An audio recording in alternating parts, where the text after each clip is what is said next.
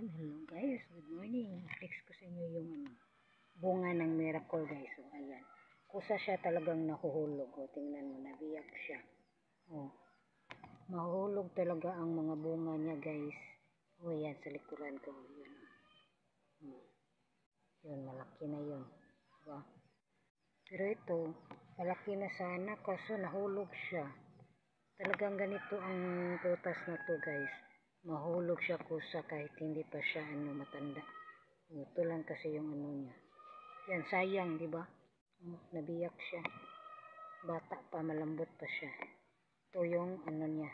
Pakita ko sa inyo yung laman niya guys. So, yan.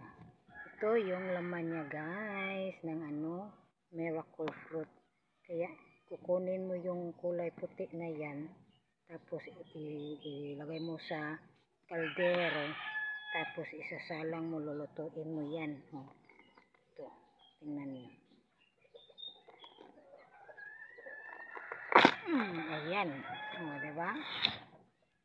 Ito yung buong laman niya guys. Ito ang ipasok natin sa kaldero. Tapos kusya lang ito siyang matutunaw pag naiinitan na ng apoy.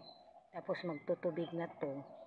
Tapos pag nano na yan, sasalain mo yung tapos palamigin mo or pwede nyong lagyan ng kanyan. Yan, pwede na yan inumin.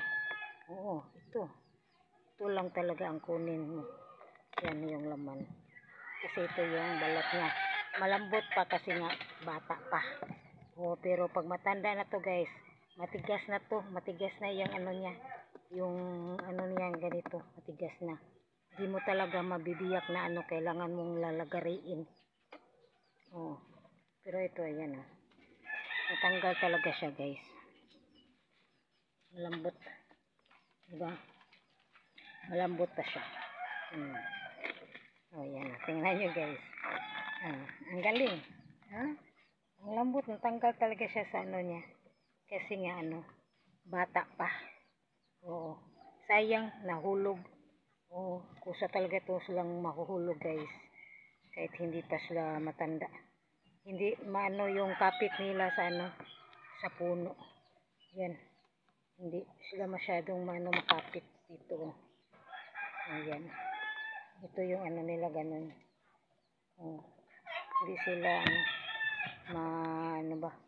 tawag dun. Basta madali lang silang natanggal kahit kunting mahinang hangin lang guys. Pambira lang itong miracle fruit ko na magbunga ng marami.